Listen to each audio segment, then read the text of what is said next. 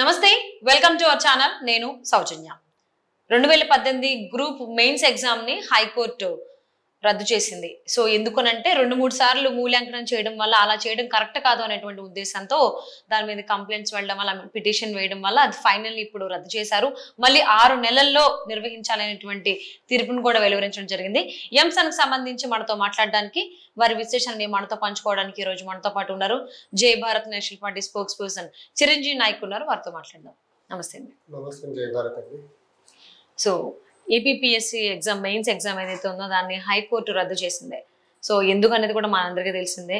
So ఈ మధ్య అంటే ఆంధ్రప్రదేశ్లో ఎన్నికలు వచ్చేటువంటి కొన్ని రోజుల ముందు ఇలాంటి తీర్పుని వెలువరించడం హైకోర్టు ఏ విధంగా ఆలోచించాలి, ఏ విధంగా తీసుకోవాలి? ఒకటండి, ఇప్పుడు జాబ్ క్యాలెండర్ ఇస్తా ప్రతి సంవత్సరం రెగ్యులర్ గా January 1st job calendar release చేస్తారని అధికారంలోకి వచ్చిన వైసీపీ ప్రభుత్వము అంతకు ముందు ప్రభుత్వం ఇచ్చిన నోటిఫికేషన్ ఏదైతే ఈ రోజు హైకోర్టు రద్దు చేసింది ఎగ్జామినేషన్ గ్రూప్ 1 మెయిన్స్ ని, అది 2018 నోటిఫికేషన్. అంటే అప్పుడు చంద్రబాబు నాయుడు గారు ముఖ్యమంత్రిగా ఉండేవారు.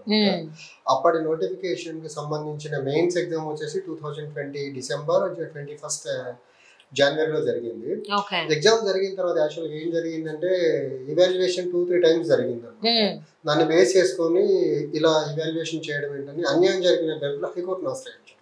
హైకోర్టును ఆశ్రయించడం వల్ల హైకోర్టు ఈ రోజు స్ట్రైక్ డౌన్ చేసేసింది ఆ పర్టికులర్ నోటిఫికేషన్ మొత్తాన్ని. మళ్ళీ రీ ఎగ్జామ్ కండక్ట్ చేయాలి అనేసి మళ్ళీ 6 months లో రీ ఎగ్జామ్ కండక్ట్ చేసి రిజల్ట్ డిక్లేర్ చేయాలని అనౌన్స్ చేశారు. దీనికి సంబంధించిన ఏదైతే ఇప్పుడు ఈ ప్రాసెస్ మొత్తం జరిగిందో దీంట్లో ప్రభుత్వము వాళ్ళకి సంబంధించిన వ్యక్తులు ఏపీపీఎస్సీలో చూపించడం వల్ల ప్రాపర్ మెకానిజంలో ప్రాపర్ వేలో ఇవాల్యుయేషన్ కానీ ఎగ్జామ్స్ కానీ జరగకుండా ఎక్కడికక్కడ వాళ్ళు స్టంబ్లింగ్ బ్లాక్ లో తయారైపోవడం వల్ల ఏంటంటే వాళ్ళకు ఆ బోర్డులో ప్యానల్ మెంబర్స్ వాళ్ళకి అనుకూలమైన వాళ్ళని లేకపోతే ప్రభుత్వం వాళ్ళకి అనుకూలమైన వ్యక్తుల్ని రిక్రూట్ చేసుకునేదానికి వెసులుబాటు చేసుకునే ప్రయత్నంలో భాగంగా వాళ్ళకి అనుకూలమైన వ్యక్తులనేమో ఏపీపీఎస్సీలో రిక్రూట్ చేసి పెట్టేశారు. దానివల్ల జరిగిన అనర్థం ఇది. దీనివల్ల 2018 ఈరోజు 2024 ఆల్మోస్ట్ ఫస్ట్ క్వార్టర్లో ఉన్నాము. ఆల్మోస్ట్ 5 years ఒక నోటిఫికేషన్ వల్ల అభ్యర్థులు నిరుద్యోగులుగా మిగిలి ఉన్నారంటే ఈ ప్రభుత్వం యొక్క చేతకంతనానికి బెస్ట్ ఎగ్జాంపుల్. జాబ్ క్యాలెండర్ సంగతి తర్వాత కానీ ఉన్న నోటిఫికేషన్ని కూడా ప్రాపర్గా ఎగ్జామ్ కండక్ట్ చేసి రిజల్ట్ డిక్లేర్ చేయలేని పరిస్థితి. సో దీని మీద ఫస్ట్ గవర్నమెంట్ రెస్పాన్సిబిలిటీగా ఫీల్ అయ్యి ఫస్ట్ బోర్డు ఏపీపీఎస్సీ చైర్మన్ ని as well as board members అందరినీ ఫస్ట్ సస్పెండ్ చేసేసారు. వాళ్ళందరూ రిజైన్ చేయించారు. వాళ్ళతో రిజైన్ చేయించేసి ఫస్ట్ మళ్ళీ కొత్త చైర్మన్ ని కొత్త బోర్డు మెంబర్స్ ని అపాయింట్ చేస్తే కానీ నెక్స్ట్ జరిగే ప్రక్రియ సజావుగా జరిగేదానికి అవకాశం ఉంది. ఇంకోటి, ఇప్పుడు ఏపీపీఎస్సీ అనేది మనకు కాన్స్టిట్యూషనల్ బాడీ. కాన్స్టిట్యూషనల్ బాడీస్ లో ప్రభుత్వం యొక్క ఇంటర్ఫీరెన్స్ ఏంటో అసలు ఎప్పటికీ అర్థం కాని ఒక మిత్లా తయారైపోయింది. రాజ్యాంగబద్ధ సంస్థ, దానికి స్వయం ప్రతిపత్తి ఉంది. తనగా ఎగ్జామ్ కండక్ట్ చేసుకొని ఎగ్జామ్స్ రిజల్ట్ మెరిట్ బేస్డ్ గా రిలీజ్ చేయాల్సిన దాంట్లో వీళ్ళకి అనుకూలమైన వ్యక్తులను లోపల చూపించేసి అందులో కూడా పర్సనల్ మోటివ్స్ ని పెట్టేసి వ్యవస్థలో కూడా ఏపీపీఎస్సీ లాంటి ఆర్గనైజేషన్ లో కూడా కరప్షన్ ని పెంచి పోషించే ప్రయత్నంలో భాగంగా ఇన్ఎఫిషియెంట్ పర్సన్స్ ని లోపల పెట్టేశారు. Inefficient persons, corrupt minded people లోపల ఉండటం వల్ల జరిగిన అనర్థం ఇది. ఏదైతే 2 times 3 times ఇవాల్యుయేషన్ ఏదైతే జరిగారో వాళ్ళకి అనుకూలమైన వ్యక్తుల్ని మళ్ళీ పెట్టించే ప్రయత్నంలో భాగంగా జరిగింది తప్ప దాంట్లో ఒకసారి వాల్యుయేషన్ చేసి సరిపోయేదానికి 2-3 సార్లు ఎందుకు చేశారు మీరు? ఆ చట్టవిరుద్ధమైన హైకోర్టు చెప్పేంత వరకు వీళ్ళకి అర్థం కాలేదా? ఈ రకంగా వీళ్ళు నిరుద్యోగుల జీవితాలతో ఆటలు ఆడుకుంటున్నారండి గత 5 సంవత్సరాలు. అంటే హైకోర్టు చెప్పింది ఏంటంటే 2018లో జరిగినటువంటి గ్రూప్ ఎగ్జామ్స్ మళ్ళీ రీకండక్ట్ చేయండి అని చెప్పారు తప్ప దానికి ఎవరైతే బాధ్యులు ఉన్నారో వాళ్ళని శిక్షించాలనేటువంటి మాట ఎందుకు చెప్పలేదు అంటారు హైకోర్టు? అంటే ఒకటండి, ఇప్పుడు ఏపీపీఎస్సీ ఇలా చేసింది తప్పు, దీన్ని కొట్టేసేసి రీ ఎగ్జామ్ కండక్ట్ చేసి 6 months లో డిక్లేర్ చేయాలి. కానీ గవర్నమెంట్ కి ఒక మోరల్ రెస్పాన్సిబిలిటీ ఉంటుంది కదా. బోర్డులో ఉన్న చైర్మన్ తర్వాత బోర్డు మెంబర్స్ కి మోరల్ రెస్పాన్సిబిలిటీ ఉంటుంది. మన చేతగానితనం వల్ల జరిగిన మిస్టేక్ ఇది అని గవర్నమెంట్ సైడ్ నుంచి ఫీల్ అవ్వాలా. అట్ ద సేమ్ టైం లోపల ఉన్న అఫీషియల్స్ ఎవరైతే బోర్డు మెంబర్స్ తర్వాత చైర్మన్ ఉన్నారో ఏపీపీఎస్సీకి వాళ్ళందరూ మోరల్ గా వాళ్ళుగా ఫీల్ అయ్యి కనీసం ఇంకిత జ్ఞానంతో మోరల్ గా ఫీల్ అయ్యి కూడా వాళ్ళు రిజైన్ చేయాలి. వాళ్ళు చేయని పక్షంలో తెలంగాణ గవర్నమెంట్ రీసెంట్ గా ఇక్కడ బోర్డుని అందరినీ రిజైన్ చేయించినట్టు ఏపీ గవర్నమెంట్ కూడా దాన్ని ఒక రోల్ మోడల్ గా తీసుకుని ఆంధ్రప్రదేశ్ లో కూడా ఏపీపీఎస్సీ మొత్తాన్ని ప్రక్షాళన చేసి ఇక్కడ నుంచి జరిగే ఎగ్జామ్స్ అన్న ఫ్రీ అండ్ ఫెయిర్ మేనర్ లో జరిగేలా చర్యలు తీసుకోవాలి. ఓకే, అంటే ఇది 2018లో జరిగింది కాబట్టి ఎవరిని బాధ్యులు చేయాలి అని అంటారు మీరు? అంటే తప్పంతా ఏపీపీఎస్సీ కదండి. ఏపీపీఎస్సీలో ఉన్న వ్యక్తులు ఎవరు? ఈ గవర్నమెంట్ అపాయింట్ చేసిన వ్యక్తులే కదా. రైట్ ఫ్రమ్ చైర్మన్ అంటే ఎగ్జామ్ జరిగిందేమో 2018లో చంద్రబాబు జరిగింది. యాక్చువల్ గా జగన్మోహన్ రెడ్డి గవర్నమెంట్ ఫామ్ అయిన 2-3 రోజుల ముందు, అంటే ఎలక్షన్ రిజల్ట్ వచ్చిన తర్వాతే జరిగింది. ఇది టీడీపీ గవర్నమెంట్ టైంలో ఎగ్జామ్ జరగలేదు. వైసీపీ గవర్నమెంట్ ఫామ్ అవుతుంది, చంద్రబాబు నాయుడు గారు ఎలక్షన్ రిజల్ట్ వచ్చింది, టీడీపీ గవర్నమెంట్ ఓడిపోయింది, వైసీపీ గవర్నమెంట్ ఫామ్ చేయబోతుంది, అప్పుడు ప్రిలిమ్స్ జరిగింది. ప్రిలిమ్స్ రిజల్ట్ కూడా వైసీపీ గవర్నమెంట్ వచ్చిన తర్వాత ఇచ్చారు. మెయిన్స్ ఎగ్జామ్ కండక్ట్ చేసింది వైసీపీ గవర్నమెంట్ ఫామ్ అయిన తర్వాతనే. అప్పటికి వైసీపీ వాళ్ళకి అనుకూలమైన వ్యక్తుల్ని ఏపీపీసీలో సెట్ చేసి పెట్టేసింది అక్కడికి. సో మోరల్ రెస్పాన్సిబిలిటీ గవర్నమెంట్ మీదే ఉంటుంది కదా. వీళ్ళు రిక్రూట్ చేసిన లేకపోతే వీళ్ళు అపాయింట్ చేసిన పర్సన్స్ లోపల ఉండటం వల్ల జరిగిన అనర్థం కదా ఇది. సో ఇదంతా ఇప్పుడున్నటువంటి ఆంధ్రప్రదేశ్ ప్రభుత్వం అనేది అంటారు బాధ్యత అంతా.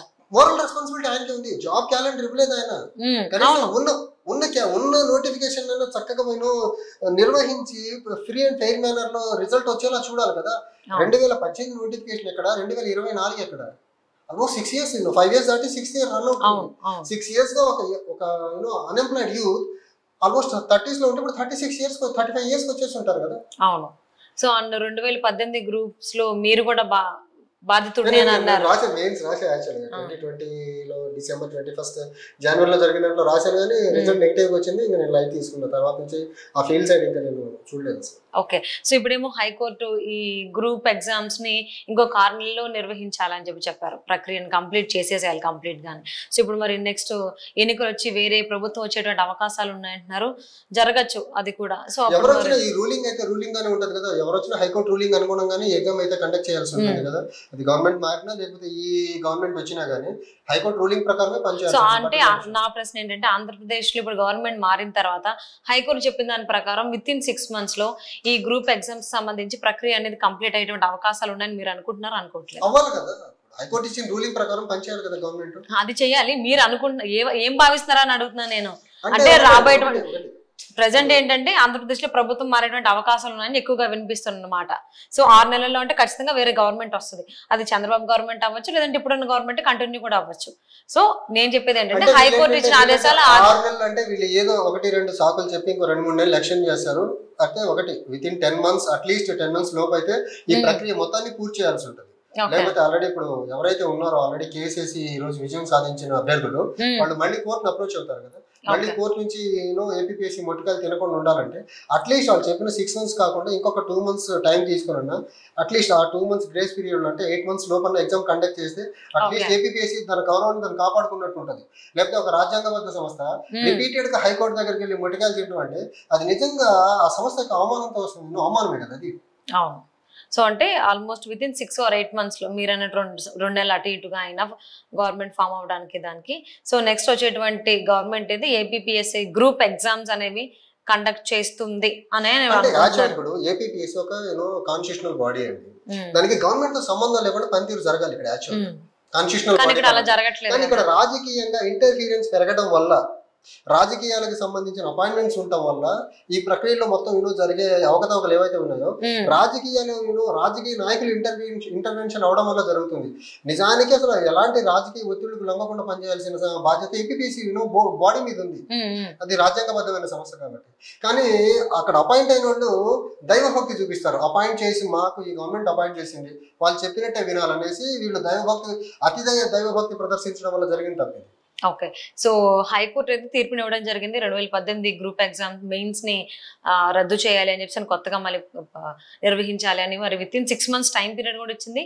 మరి నెక్స్ట్ వచ్చేటువంటి ప్రభుత్వం within టైం పీరియడ్ లో ఈ గ్రూప్ ఎగ్జామ్స్ మళ్ళీ కండక్ట్ చేసేటువంటి అవకాశం ఉందా లేదా చూద్దామండి. And thank you so much for spending your valuable time with us.